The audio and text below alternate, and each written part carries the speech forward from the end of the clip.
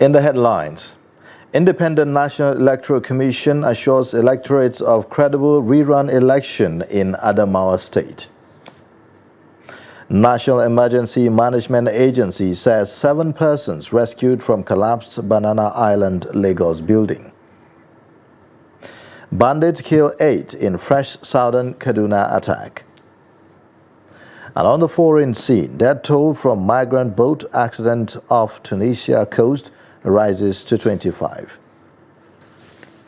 Hello and welcome to the news update on Trust TV. I am Ayuba Ilya. Thanks for joining.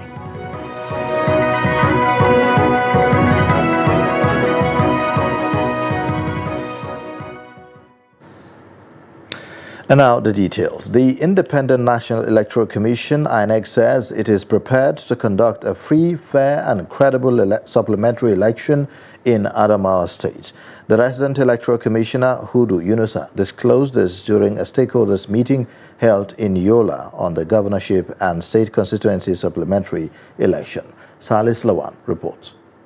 With barely 2 days to the governorship and state constituency supplementary election, INEC is resolute that it will deliver a credible election. The governorship supplementary election is scheduled to hold across 20 local government areas in 69 polling units, with 42,785 total registered voters and 36,935 collected PVCs. The resident electoral commissioner, Barrister Hudu Yunusa, is urging officials of political parties to ensure that only one agent accredited by the commission will be allowed at the polling units and collation center during the election. This has made it imperative, as we have consistently assured our various stakeholders, that the commission will regularly consult you with a view to updating you on preparations towards ensuring free, fair, credible, and all-inclusive election. In our commitment to transparency, the Commission is making available to you the comprehensive list of polling units by their names, code numbers, location by local governments, and registration areas.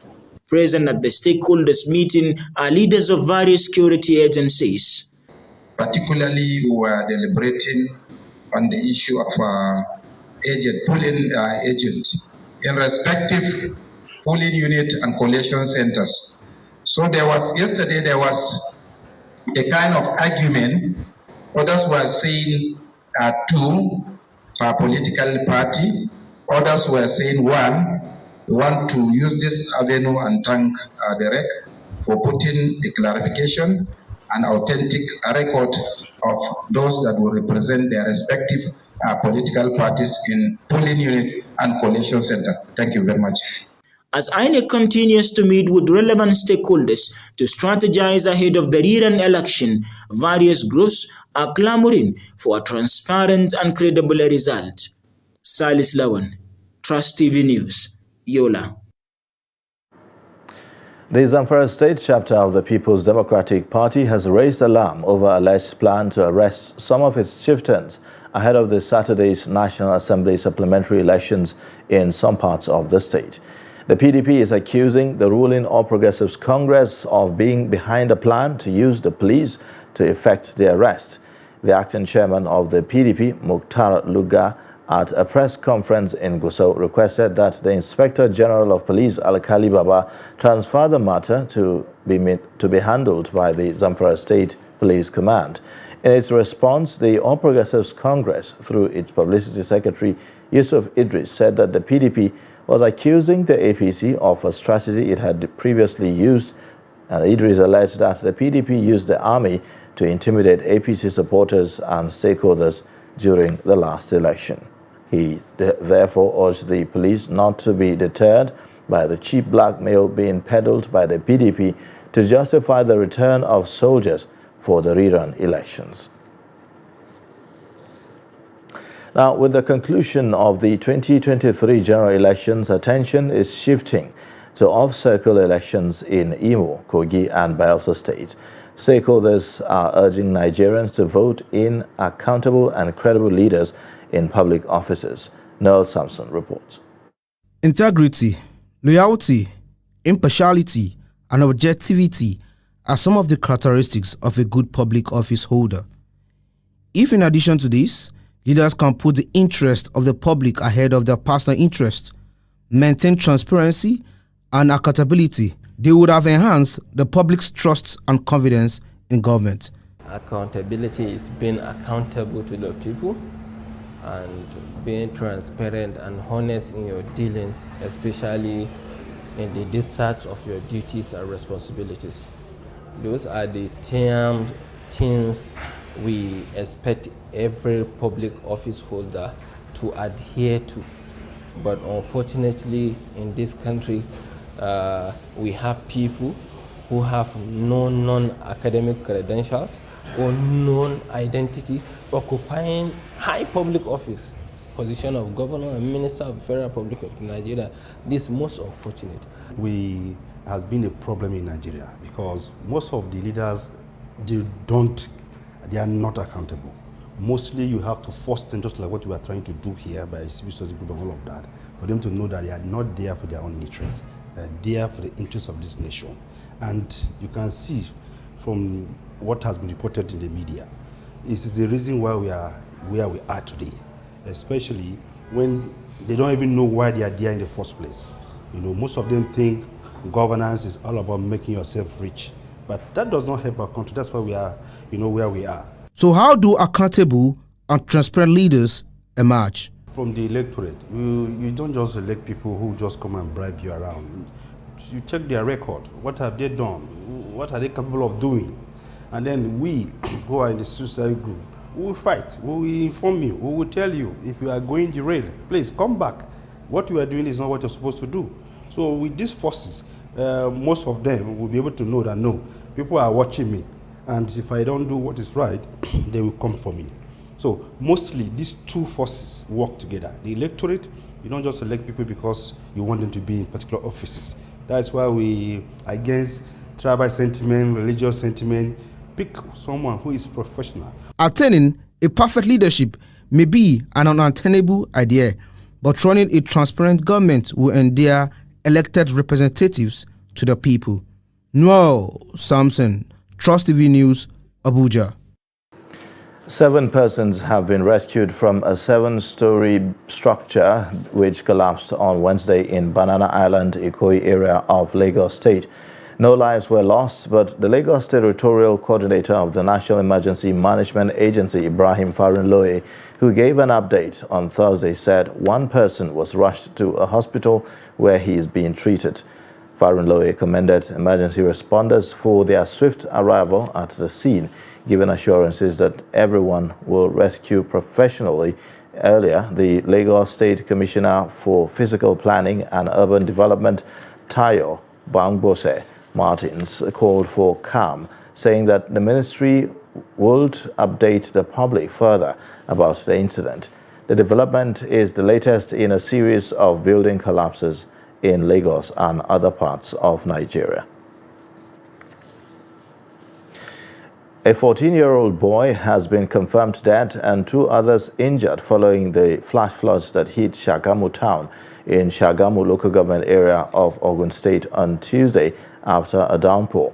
The State Commissioner for Environment, Ola Oresonya, made the disclosure on Wednesday while carrying out an on-the-spot assessment of the areas affected by the floods. Oresonya, while commiserating with those affected, addressed some of the short, medium and long-term solutions, including dredging of canals and desilting of blocked drainages. Speaking on the plans of the state government, the commissioner said that the redesign of the drainage master plan of the state had become imperative and called on the federal government for assistance to ameliorate the perennial challenges. Now, at least 8 people have been killed in a fresh attack by bandits on Atangje community in Zango Kataf local government area of Kaduna State. The latest attack is coming some weeks after a similar incident claimed 10 lives at Langson community in the same local government area. Atangje is the community where the palace of the paramount ruler of Agwatiap Chiefdom is located. The police authorities are yet to comment on the incident, but the president of Atiap Community Development Association, Sam Timbuak, told newsmen that the gunmen invaded the community from a nearby bush at about 9 p.m. on Wednesday. He said that the bandits attacked 5 houses, during which they killed 8 people, while 4 others sustained varying degrees of injuries. The Atiap president lamented that despite the scene of the attack being located very close to a military checkpoint, soldiers arrived at the community after the attackers had committed their heinous crimes and left. The Kaduna State government says troops of Operation Forest Sanity have intercepted large quantity of ammunition in Birnin-Gwari local government area of the state. The Commissioner for Internal Security and Home Affairs, Samuel Aruwan, said this in a statement issued on Thursday in Kaduna. He said that the troops intercepted the ammunition being conveyed to bandits by a courier around Polwaya village in Birnin-Gwari local government area.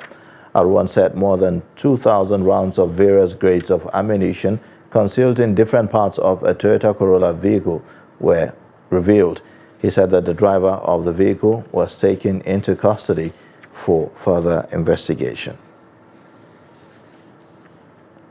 Osun Police Command said one Mohammed Jubril, 30, was allegedly kidnapped by a gunman from a Fulani settlement in Odo-Oti local government area of the state. Osun Police spokesperson Yemisi Opalola, in a statement in Osogbo on Thursday, said that the police, in collaboration with the Civilian Joint Task Force, had responded immediately the incident was reported. She said police recovered 3 expended shells of AK-47 rifle and cartridges from the scene. A combined team of police and CJTF are combing the bushes to rescue the victim and arrest the perpetrators. You're watching the news update on Trust TV. Coming up shortly, we'll take a look at the need to boost crop production through modern farming techniques. Details of this and more after the break. Good morning, Nigeria. Year after year, they have informed, educated, and entertained us. When you needed information, knowledge, or an escape. From generation to generation, the Nigerian broadcasting industry has worked tirelessly to serve you. And now, this service will finally be recognized. Come May 17th this year, broadcasters all over Nigeria will gather at a hotel and suites for the maiden edition of the Nigerian Broadcasting Awards, an award ceremony set to reward hard work and excellence in the broadcast media. Voting starts on 20th April and ends on 4th May 2023. Visit www.tnbawards.ng to vote now. They've served and they're still serving. It's time we say thank you. This award is organized by the Broadcasting Organizations of Nigeria, Bonn.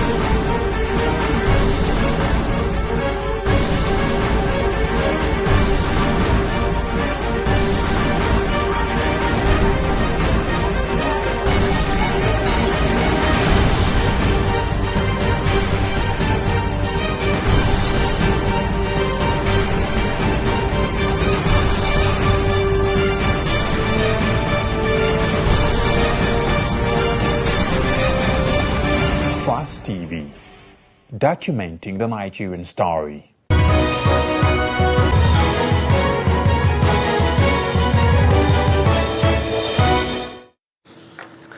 Welcome back. You're watching the news update on Trust TV, and here's a look at the top stories again. Independent National Electoral Commission assures electorates of credible rerun election in Adamawa State. National Emergency Management Agency says 7 persons rescued from collapsed Banana Island, Lagos building. Now, the Naira redesign policy introduced by the Central Bank of Nigeria was met with heavy pushback by Nigerians. The intent of the policy was to take the next step towards a cashless society. Does the resistance by citizens mean that they are not ready to turn away from hard cash and embrace payments? Chamung Dabeng, find out more. As the rest of the world embraces the several benefits of a cashless economy, Nigeria is still holding on to a cash-driven economy. The Naira redesign policy by the Central Bank of Nigeria was aimed at removing excess money from circulation and pushing Nigerians to embrace the cashless policy. It, however, backfired, and the redesigned policy is currently on pause until December 31st, 2023. What went wrong, and will citizens ever be ready to accept a cashless Nigeria? Cash is more preferable because some people are not used to it. Like the kind of technology we have is not stable in Nigeria. Like sometimes, like there's a day I want to buy something, I transferred, they've shown me sent and debited me. The woman have not seen a lot up to today now, and the woman expect maybe I've not paid her, or maybe I did her a fake transfer, and which they debited me. Like I even showed her they debited a lot. That is, I think we have a stable network that maybe you can sort out issues of transaction. But for now, there are some places they don't accept transfer. Market women don't accept transfer. You can't go and get a paper and say you want to transfer how much. So we need the cash. People are beginning to accept the transfer form, but not everybody. You understand? For those that are literate and they have accounts, for those that are not, they still tell you they need cash. And if you don't have cash, no deal. During the Naira scarcity, the volume of transactions grew by 45.6% in the month of February. However, with the reintroduction of the old 1,500 and 200 Naira notes, what will be Nigeria's prospects of getting to a cashless society? All the gains that we seem to have gained from not having cash around, we seem to be losing. Crime is on the increase, kidnapping has started again, people have started hoarding cash because, people now go every day, they leave in the morning, go and queue in the banks, get 50,000, so they're pulling as much as they can out of the banking system. The danger of the mismanagement of the Naira redesign policy is that Nigerians may suffer from a trust deficit when it comes to embracing government policies. What's key, is that you must make the deaf hear, and you must make the blind see, and these are possible. The moment the deaf can hear, it simply means that what I'm trying to say is that you must be convincing enough. I think what happened was that they depended on hearing themselves and then beginning to see themselves, as Nigeria. So it might require for you to begin to build, this infrastructure first and foremost, the back ends for these people who are on back. The challenge of the Naira redesign policy was not the intent, but the implementation by commercial banks and point-of-sales operators whose sharp practices made life difficult for citizens. The challenge would be how to sell the many benefits that can be gained from a cashless economy to Nigerians following the complete mismanagement of the Naira redesign policy. Chamun Dabeng, Trust TV News, Abuja. Farmers on the bank of River Kaduna are calling on the incoming government in the state to train them in modern farming techniques and provide them farm inputs that will boost their crop production. The farmers are still lamenting their bad experiences during the last year's floods and say that this has been compounded by a crop disease presently ravaging their product. Trust TV's Bello Musa reports. For decades, farmers on the Kaduna River bank have supplied vegetables and other crops to the Kaduna metropolis. Despite advances in technology, these farmers are still applying old methods of farming to produce crops. We inherited the farms and the farming from our fathers, and we learned from them and developed more agricultural techniques on the job, because we didn't have privilege of learning from school.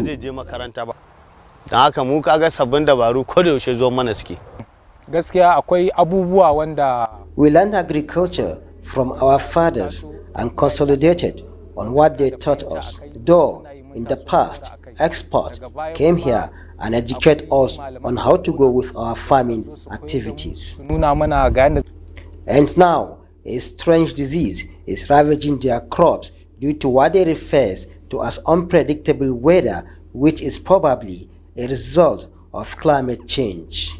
Yanzu kaman tumatir, ka san yana son sanyi baya son zafi. Shi ma wannan yalan yana son sanyi. Like tomato and garden egg, they grow in cold season, but due to mixed weather condition we are experiencing now, our tomato and garden eggs are affected with the disease and we harvest at loss.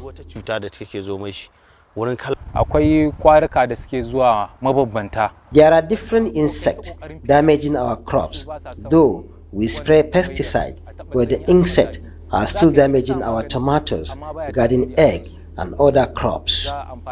Floods are a big threat to these farmers as they destroy their crops every year. Still, trying to recover from last year's flood, they have devised alternate strategies to avoid damage by the flood. When we envisage flood, to avoid destruction of plants by the flood, we plant early so that we can harvest before the flood comes. We suffered a lot from flood. Last year, it submerged up to this place and farm produce destroyed. No help came from any authorities. Their hope is on the new government in the state to improve agriculture by equipping them with modern knowledge and making available modern farm input in order to boost food security in the state. Bello Musa, Trust TV News, Kaduna. And now, on the foreign scene, Tunisia's Coast Guard has recovered 15 more bodies, bringing the death toll of migrants from a shipwreck off Tunisia to 25. A security official told Reuters on Thursday that 76 people were rescued while the rest are still missing. The wooden boat, packed with about 110 migrants, sank on Wednesday off the coast of the city of Sfax. Now, drowning accidents off Tunisia have dramatically increased in recent weeks. The Tunisian National Guard said that this month that more than 14,000 migrants, mostly from sub-Saharan Africa, were intercepted or rescued in the first 3 months of the year while trying to cross to Europe, 5 times more than figures recorded in the same period last year.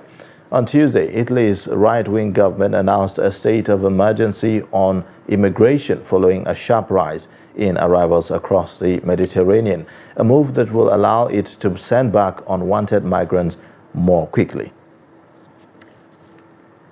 And in sports news, Super Falcons captain Onome Ebi says that the team is ready to square up against all opposition at the 2023 FIFA Women's World Cup.